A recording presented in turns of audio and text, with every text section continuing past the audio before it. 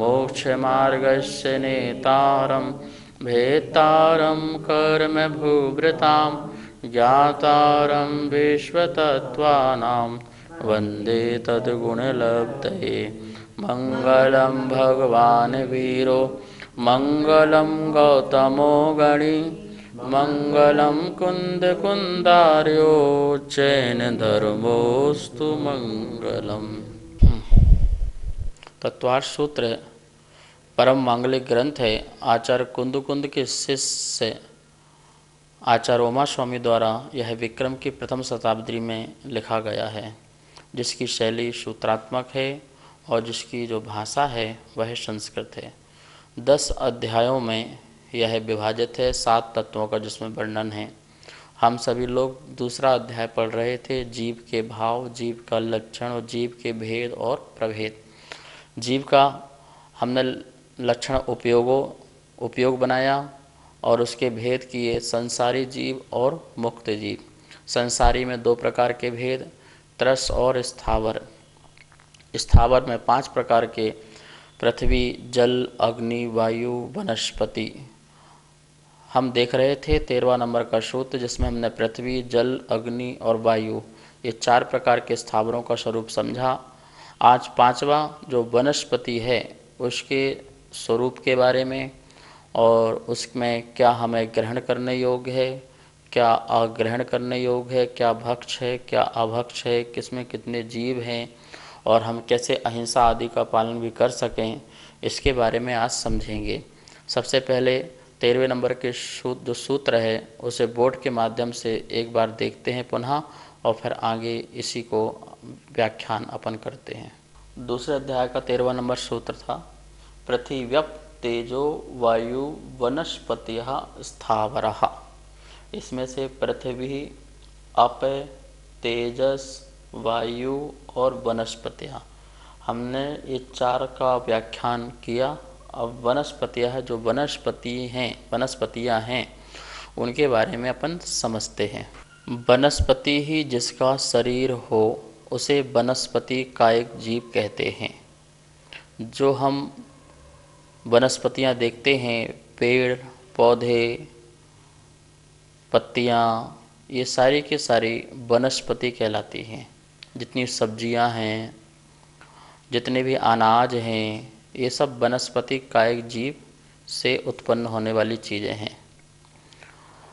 जिस प्रकार से हमने पृथ्वी, जल आदि के 4 भेद किए थे, इसी प्रकार से वनस्पति के भी पहले 4 भेद हो जाते हैं समझने के लिए। सामान्य वनस्पति, पृथ्वी वनस्पति जीव, वनस्पति कायिक जीव और वनस्पति काय, इस प्रकार से ये 4 भेद हो जाते हैं। सामान्य से जो वनस्पति है, चाहे वो जंगल की वनस्पति हो, जल के अंदर रहने वाली वनस्पति हो, जिस प्रकार से जहाँ जहाँ जितने प्रकार की वनस्पतियाँ हैं वो सब सामान्य वनस्पति, ऐसा स्वरूप कथन करना। जो अभी वनस्पति में जन्म नहीं लिया है लेकिन अन्न गति से वह च्युत होकर के आयु पूर्ण करके आ रहा है वनस्पति में जन्म लेने के लिए, उसे वनस्पति जीव कहते हैं। और जिसने वनस्पति में जन्म ले लिया है उसे वनस्पति कायिक जीव कहते हैं। काय को धारण करने से कायिक बना गया कि वनस्पति ही जिसका शरीर हो गया, इस प्रकार से वो वनस्पति कायिक जीव हो गया। चौथा जो है वनस्पति काय, काय शरीर, वनस्पति का शरीर जिससे जीव निकल चुका है, जो आयु पूर्ण करके किसी और गति में चला गया और उसका जो शरीर रह गया, मात्र शरीर रह गया, उसे वनस्पति काय। जैसे अपन ने लोग पेड़ को काट देते हैं तो पेड़ सूख गया, तो जो सूखा हुआ पेड़ है वो वनस्पति काय है। अपन ने उसको जड़ से निकाल दिया, वो वनस्पति काय है। फल फूल आदि जब हम पेड़ से निकाल लेते हैं तो फिर वो वनस्पति काय हो जाता है। उसको प्राशुक कर लेते हैं, गर्म कर लेते हैं तो वनस्पति काय हो जाता है। जिससे वह जीव निकल चुका है वो वनस्पति काय हो जाता है। तो इस प्रकार से वनस्पति, सामान्य वनस्पति, वनस्पति जीव, वनस्पति कायिक और वनस्पति काय। अब आपके जो ये लकड़ी के जितने भी फर्नीचर हैं, आपके दरवाजे हैं, ये सब कुछ वनस्पति काय है, वनस्पति का शरीर है, जिस शरीर से आत्मा निकल चुकी है, जीव निकल चुका है। तखत है, चौकी है, सिंहासन है, दरवाजे हैं, सोफ़ा सेट हैं, कितनी तमाम चीज़ें बन गई लकड़ी की। लकड़ी के मकान भी बनते हैं, लकड़ी के फर्श भी बनते हैं और लकड़ी के गाटर बनते हैं। पूरा घर लकड़ी का बनता है। बचपन में जब खेलते हैं तो वो भी लकड़ी का होता है, जब अर्थी में जाते हैं तो वो भी लकड़ी का होता है, पलने में झूलते हैं तो वो भी लकड़ी का होता है। ये सभी वनस्पति काय है। वनस्पति जीव का जो शरीर था वो शरीर मात्र है, उसमें कोई जीव नहीं है, जीव निकल चुका। तो इस प्रकार से 4 प्रकार से अपन ने ये वनस्पति की ये समझा। मूलतः वनस्पति जीव, जो वनस्पति जीव है, मतलब वनस्पति कायिक जीव, जीव सहित वनस्पति के कितने भेद होते हैं, तो उससे अपन स्लाइड के माध्यम से एक बार देखते हैं। यहाँ पर अपन देख रहे हैं वनस्पति लिखा हुआ है। वनस्पति के 2 भेद लिखे हुए हैं। कौन कौन से? साधारण और प्रत्येक।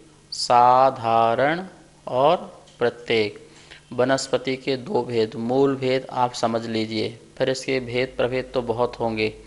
अभी मूल भेद पढ़िए। साधारण वनस्पति और प्रत्येक वनस्पति, ठीक है ना।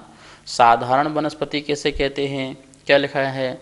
जिस शरीर के स्वामी अनंत जीव होते हैं, जिस शरीर के स्वामी अनंत होते हैं उसे साधारण वनस्पति कहते हैं। ठीक है, याद रहेगा।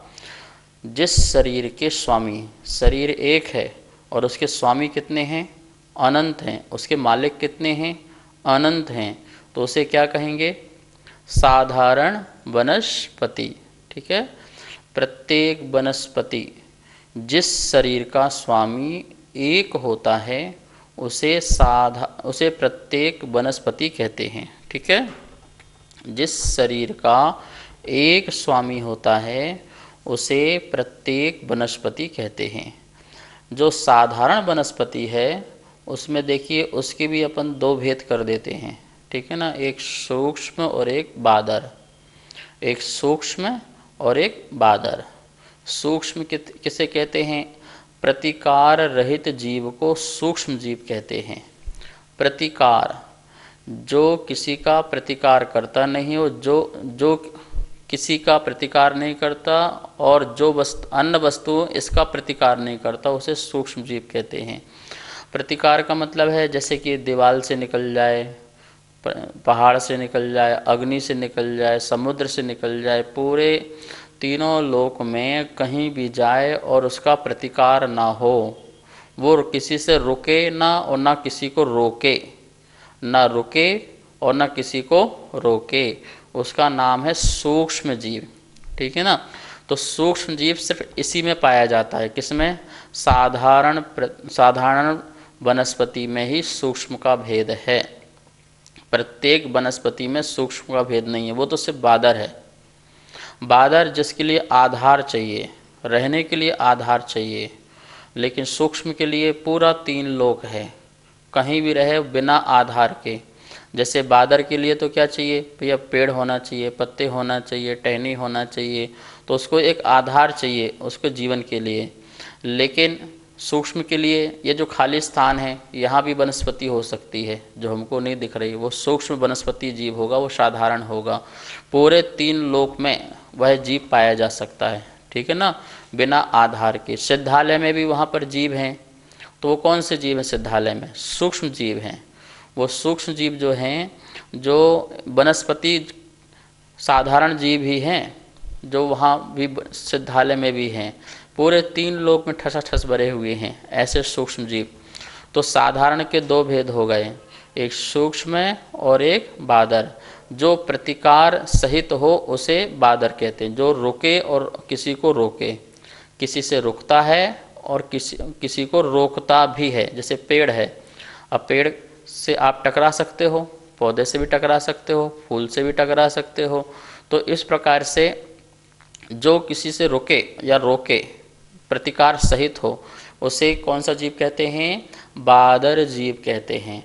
तो ये प्रत्येक साधारण जिसका एक शरीर के अनंत स्वामी हों, उसके भी अपन ने दो प्रकार के भेद किए। कौन कौन से? एक सूक्ष्म और दूसरा बादर, ठीक है ना।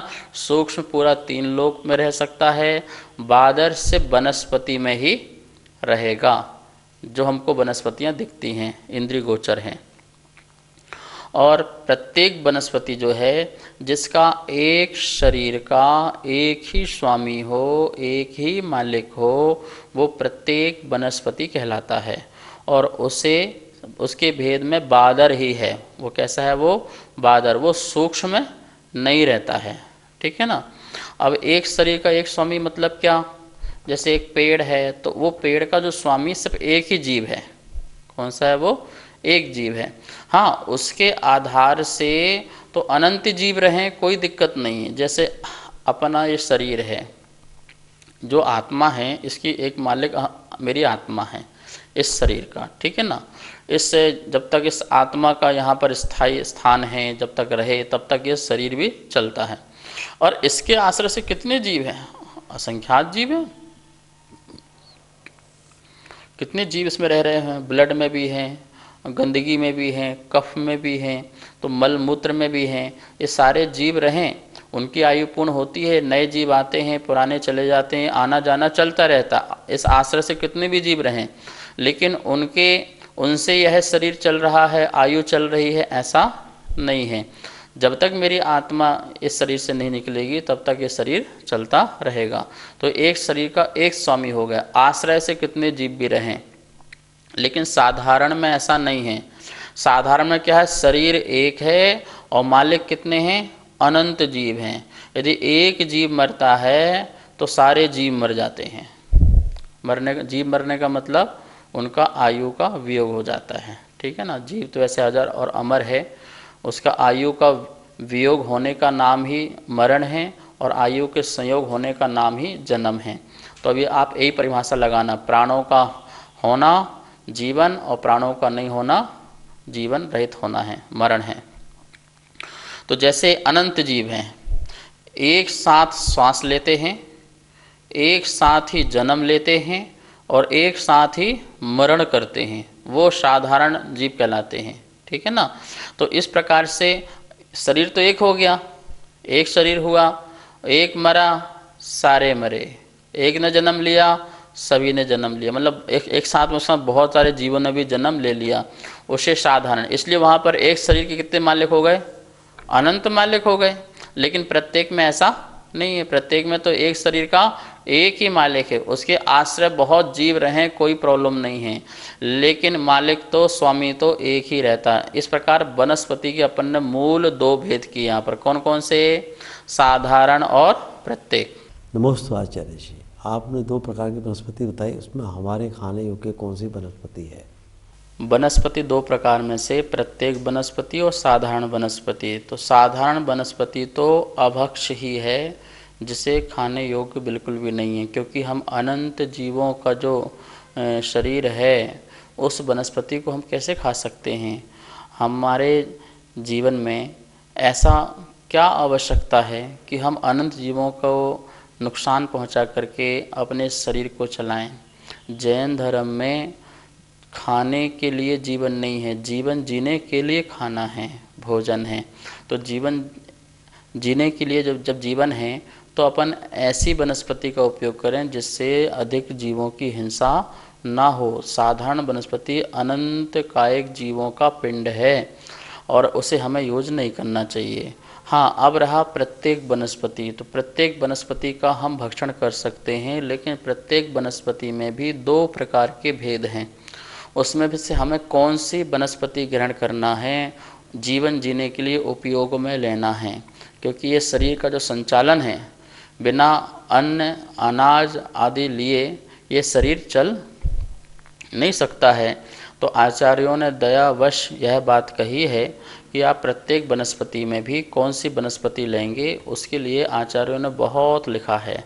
मूलाचार में भी आया हुआ है और श्रावकाचार में भी इसका वर्णन मिलता है। प्रत्येक वनस्पति के दो भेद अपन कर लेते हैं। पहले कौन कौन से? अप्रतिष्ठित प्रत्येक वनस्पति और साप्रतिष्ठित प्रत्येक वनस्पति। फिर से अप्रतिष्ठित प्रत्येक वनस्पति और साप्रतिष्ठित प्रत्येक वनस्पति। तो जो अप्रतिष्ठित प्रत्येक वनस्पति है हमें उसे ग्रहण कर सकते हैं और जो साप्रतिष्ठित वनस्पति है हम उसे ग्रहण नहीं कर सकते हैं।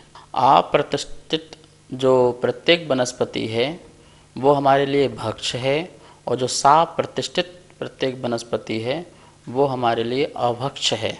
तो भक्ष्य और अभक्ष्य का हमें पूरा ध्यान रखना है। साप्रतिष्ठित अभक्ष्य क्यों है? क्योंकि वह बिल्कुल साधारण की तरह ही है, उसमें भी ऐसे ही, क्योंकि साप्रतिष्ठित जो जीवों सहित अनंत जीवों सहित वनस्पति हो वो साप्रतिष्ठित वनस्पति कहलाती है। लेकिन जो अप्रतिष्ठित वनस्पति है उसे हम ग्रहण कर सकते हैं, लेकिन उसमें भी बहुत सावधानी रखनी है। जैसे कि अपरिपक्व अवस्था ना हो। कौन सी अवस्था ना हो? अपरिपक्व, पकी नहीं है और उसे ग्रहण कर लेंगे तो वो अपरिपक्व अवस्था में अप्रतिष्ठित प्रत्येक वनस्पति भी साप्रतिष्ठित प्रत्येक वनस्पति की तरह ही है। साप्रतिष्ठित वनस्पति मतलब क्या? जैसे कंद मूल आदि हैं, जमी कंद हैं, अदरक है, गाजर है, मूली है, ग्वार फाठा है, ये सारे के सारे कैसे हैं? ये जिनमें पर्व हो, जिनमें अभी स्कंद हो, जो अंकुरित हों, जो अंकुर निकले हुए हैं, ये सारे के सारे साप्रतिष्ठित हैं। इसमें अभी अनंत जीव हैं और ये अनंत जीव जो हैं ग्रहण करने लायक नहीं हैं। लेकिन जो अप्रतिष्ठित प्रत्येक वनस्पति है वही भी अपरिपक्व अवस्था में यदि कच्चे हों, छोटे हों, जैसे पालक है, मेथी है, इनके छोटे छोटे पत्ते हों तो वो भी क्या है? अनंत जीव वाला है भी। ठीक है ना। कोई भी जैसे आम है, आम की छोटी सी जो होते छोटी अवस्था में होता है वो भी जब तक गुठली जिसमें नहीं है वो भी कैसा है? वो अभी अप्रतिष्ठित नहीं है, साप्रतिष्ठित ही है। वह साप्रतिष्ठित मतलब जिसमें जीव की बहुत सारी प्रतिष्ठा हो वो साप्रतिष्ठित। तो वो उस अवस्था में वो साप्रतिष्ठित ही है, अनंत जीव वाला है। तो जो अपरिपक्व हैं, पके नहीं हुए हैं, छोटे हैं, वो भी ग्रहण करने लायक अभी नहीं है। जैसे तोरई है जिसमें धार नहीं आती जब तक, वो भी साप्रतिष्ठित है। तो कोई पत्ते हैं जिस पत्ते में रेशे नहीं आते हैं, रेशा नहीं बनता है, वो भी क्या है? साप्रतिष्ठित है। तो इस प्रकार से ऐसे अनेक वनस्पतियां हैं जो साप्रतिष्ठित होती हैं और उसे लोग ग्रहण करते रहते हैं। वो ग्रहण नहीं करना चाहिए। अप्रतिष्ठित प्रत्येक वनस्पति जब परिपक्व हो जाए, अपने रूप में आ जाए, पक जाएं, जैसे आम पक गए, सेब पक गए और सब्जियां पक गईं, तो पकने के बाद, पकने मतलब अग्नि पकने की बात नहीं करें, धूप से पकने के बाद अपने परिपक्व रूप में आ जाएं, तो उस अवस्था में उसे ग्रहण कर सकते हैं और वह उसे ग्रहण करके अपन उसको यूज में उपयोग में जीवन जीने के लिए कम से कम उपयोग करके अपना जीवन जी सकते हैं। नमस्ते आचार्य श्री। कुछ ऐसी वनस्पति हैं जो हमारे शरीर के लिए लाभदायक हैं, जैसे गाजर, मूली, अदरक, ये सब हम ग्रहण कर सकते हैं। साधारण वनस्पति में और साप्रतिष्ठित वनस्पति में अनंत जीव पाए जाते हैं। तो ऐसे बहुत सारी वनस्पतियां हैं, जैसे कंदमूल ऐसे हैं जो शरीर के लिए लाभदायक होते हैं, जैसे आपने नाम गिनाए, ऐसे अंकुर भी होते हैं, पर्व भी होते हैं। तो ऐसी जो सब्जियां हैं या वनस्पतियां हैं वो शरीर के लाभदायक होने पर भी हमारा जो मूल उद्देश्य है शरीर स्वास्थ्य नहीं है, अहिंसा का पालन करना है। हमारा जो मूल उद्देश्य है वो जीव दया है, करुणा भाव है। हम जीवन जीने के लिए खाते हैं, खाने के लिए जीवन नहीं जीते हैं। शरीर की स्वस्थता इसी वस्तुओं से होती है ऐसा नहीं है। यदि आप शुद्ध अप्रतिष्ठित जो परिपक्व जिसमें से जीव निकल चुके हैं, जो पक चुके हैं, सब्जियां, फल फ्रूट आदि, अन्न आदि, उन्हें भी ग्रहण करते हैं तो शरीर की स्वस्थता बनी रह सकती है। तो शरीर की स्वस्थता एक अलग चीज़ है और हमारा जो मूल भाव है धर्म का, वो मूल भाव क्या है? हम किसी जीव को कष्ट पहुंचा करके अपना जीवन नहीं जीना चाहते हैं, तो वह हमारा अहिंसा मूल उद्देश्य है। हम ऐसा जीवन न जिएं कि हमारे जीने से किसी का जीवन ही हराम हो जाए, उसकी हिंसा हो जाए, उसका अपने उस पर्याय से उसका पतन हो जाए। इसलिए मूल उद्देश्य को याद रखते हुए जैन धर्म में स्वास्थ्य मूल उद्देश्य नहीं है, धर्म मूल उद्देश्य है। और धर्म यदि मूल उद्देश्य है तो आप ऐसी भी चीज़ ग्रहण करो जिससे इस शरीर का संचालन चल सके, इस शरीर का जो भी व्यवस्था है वो व्यवस्था चल सके।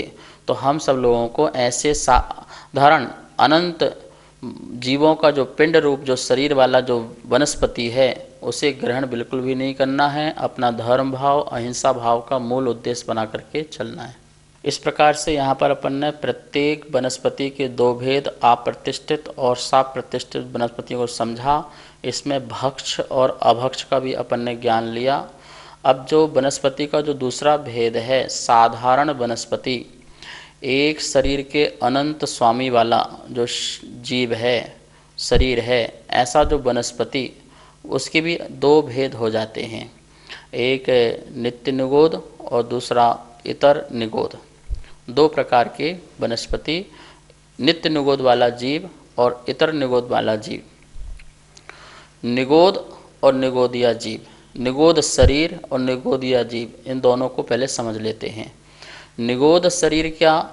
जिस शरीर में अनंत जीव हों उसे निगोद शरीर कहते हैं। मतलब अक्षय अनंत राशि भी हो सकती है, उसे निगोद शरीर कहते हैं। एक शरीर में अनंत अनंत जीव हों, अक्षय अनंत राशि हो, उसे निगोद शरीर कहते हैं। ठीक है, बात समझ में आया ना? उसे निगोद शरीर कहते हैं। और उसमें रहने वाले एक श्वास में 18 बार जो जन्म और मरण करते हैं एक साथ, उन्हें कहते हैं क्या? निगोदिया जीव कहते हैं। तो जैसे एक आलू है, उस आलू में भी अनंत निगोद शरीर हैं, अनंत निगोद शरीर हैं, और उस एक एक निगोद शरीर में अनंत अनंत जीव हैं। ठीक है ना? अभी शास्त्रों में कहा जाता है कि जितने सिद्ध बन चुके हैं, यदि उनकी गिनती की जाए तो जितने एक निगोद शरीर में जितने जीव होते हैं वो एक खाली भी नहीं हुआ होगा अभी तक, इतने जीव उसमें रहते हैं। अब आप सोचिए कितने निगोद शरीर हैं और एक निगोद शरीर में कितने निगोदिया जीव हैं। तो इस प्रकार की जो वस्तुएं हैं, वनस्पतियां हैं, उन्हें हमें ग्रहण नहीं करना चाहिए। तो निगोद जो एक सांस में 18 बार जन्म मरण लेता है उसे निगोदिया जीव कहते हैं। ये दो प्रकार के होते हैं, नित्य निगोद और इतर निगोद। जो अनादि काल से उसी पर्याय में ही जन्म मरण करके रहते हैं उसे नित्य निगोद जीव कहते हैं। और उसमें से जो भव्य जीव हैं, 6 महीने 8 समय में 608 जीव वहाँ से निकलते हैं, व्यवहार राशि में आते हैं, पर 1-2 इंद्रिय आदि पर्याय को धारण करके पुनः उसी निगोद पर्याय को प्राप्त कर लेते हैं, उसे इतर निगोद कहते हैं। इतर वापसी हो गई उसकी, पुनः उसी में, मतलब वो 2 इंद्रिय 3 इंद्रिय 4 इंद्रिय 5 इंद्रिय तक बन गया, मनुष्य बन गया, देव भी बन गया, नारकी भी बन गया। और इस प्रकार होने के बाद वो पुनः उसी निगोद शरीर में निगोदिया जीव बन गया, जो एक श्वास में 18 बार जन्म और मरण कर रहा है। अब उसे नित्य निगोद नहीं कहेंगे, वो व्यवहार राशि में आ चुका है, अब वो परिवहन करता रहेगा, परिवर्तन करता रहेगा। तो इस प्रकार से ऐसी वनस्पति जिसमें नित्य निगोदिया जीव और इतर निगोदिया जीव रहते हों वो ग्रहण करने योग्य नहीं है। और इसके हमने आपको भेद बताए, सूक्ष्म और बादर की अपेक्षा। बादर जो आधार से सहित हों और जो निराधार पूरे 3 लोक में हो, वो सूक्ष्म निगोदिया जीव रहते हैं, वनस्पति रहती है। हमें बहुत सावधानी पूर्वक अपना जीवन जीना चाहिए और हमारे द्वारा अनंत जीवों की हिंसा ना हो, इसका हमें ध्यान रखना चाहिए। इस प्रकार से यहाँ पर वनस्पति का वर्णन पूर्ण हुआ। श्रीमती अनुजा सुकुमार दोषी, करमाणा, महाराष्ट्र। आपका प्रश्न है परम पारिणामिक भाव का आश्रय लेना चाहिए, ऐसा आपने कहा। तो आश्रय और शरण क्या दोनों शब्द एक हैं? तो आश्रय और शरण दोनों शब्द एक हैं। और परम पारणामिक भाव का आश्रय मतलब जो ध्रुव है, जो कायक है, जो चैतन्य स्वरूप है, जो अपने स्वभाव में रहने वाला जो द्रव्य है, उसका आश्रय लेने से हमारे अंदर क्षमता प्रकट होती है, वीतरागता प्रकट होती है, इसलिए उसका आश्रय लेने कहा है। यदि हम द्रव्य की पर्यायों में जाते हैं या गुणों की पर्यायों में जाते हैं तो वहाँ पर हमारे लिए विषमता आदि प्रकट हो सकती है। इसलिए अपन को यदि परम शुद्धता को प्रकट करना है तो परम पारणामिक भाव का आश्रय मतलब उसमें दृष्टि रखना है। और दृष्टि मतलब पर्याय में न रख करके मैं क्या हूँ उसका अनुभव करना है। इस प्रकार से परम पारणामिक भाव में आश्रय लेने को कहा है। दर्शनम देव देवस्य में आपने पूछा कि दर्शन शब्द का क्या अर्थ है। अवलोकन, देखना, भगवान को निहारना, देखना, उनकी वीतरागता को, उनकी दिगंबर मुद्रा को, उनकी शांत मुद्रा को देख करके ऐसा अपने में अनुभव करना। इस प्रकार से दर्शनम देव देवस्य में दर्शन शब्द का अर्थ है अवलोकन। शांति प्रकाश बोहरा, उज्जैन, मध्य प्रदेश। आपका प्रश्न है व्यवहार रत्नत्रय और निश्चय रत्नत्रय किसे कहते हैं और कौन से गुण स्थान में होता है। व्यवहार रत्नत्रय जो सम्यक दर्शन है, 7 तत्वों का सिद्धांत, देव शास्त्र आदि का सिद्धांत और 25 दोषों से रहित निर्मल सम्यक दर्शन का आचरण करना, आचरण रूप सिद्धांत, वह जो है व्यवहार सम्यक दर्शन है। द्वादशांग का ज्ञान, आगम का ज्ञान, यह जो ज्ञान है, जो 8 जो प्रकार के ज्ञानाचार आदि जो होते हैं उनका पालन करना, ये जो व्यवहार सम्यक ज्ञान है। और 28 मूल गुणों का पालन करना, यह व्यवहार सम्यक चारित्र है। और इसके अलावा पर द्रव्य से भिन्न अपनी आत्मा का श्रद्धान, पर द्रव्य से भिन्न अपनी आत्मा का ज्ञान और पर द्रव्य से भिन्न अपनी जो आत्मा में स्थिरता अर्थात समस्त दोषों राग द्वेष से परे वीतरागता का अनुभव, यह निश्चय सम्यक चारित्र है। इस प्रकार से निश्चय सम्यक दर्शन, निश्चय सम्यक ज्ञान और निश्चय सम्यक चारित्र। व्यवहार जो रत्नत्रय है वह कारण है, हेतु है, निमित्त है। और जो निश्चय रत्नत्रय है वह साध्य है, वह अपने को अनुभव करने योग्य है। छठे गुण स्थान में व्यवहार रत्नत्रय होता है। किन्हीं किन्हीं आचार्यों की अपेक्षा से सप्तम में भी व्यवहार रत्नत्रय है। और जो सप्तम में जो श्रेणी चढ़ने वाले हैं उनको जो है निश्चय रत्नत्रय की अनुभूति होती है। तो सप्तम गुण स्थान के श्रेणी चढ़ने वालों को निश्चय रत्नत्रय की अनुभूति होती है। इसके नीचे छठम गुण स्थान में व्यवहार रत्नत्रय पाया जाता है। अब हम सभी लोग जनवाणी स्तुति करते हैं। जावाणी के ज्ञान से सूझे लोकालोक, सो वाणी मस्तक धरूं सदा देत हो धोख। हे जिनवाणी भारती तो हे जपो दिन रैन, जो तेरा सर ना धरे सो पावे सुख चैन। सभी को बहुत बहुत मंगल आशीर्वाद।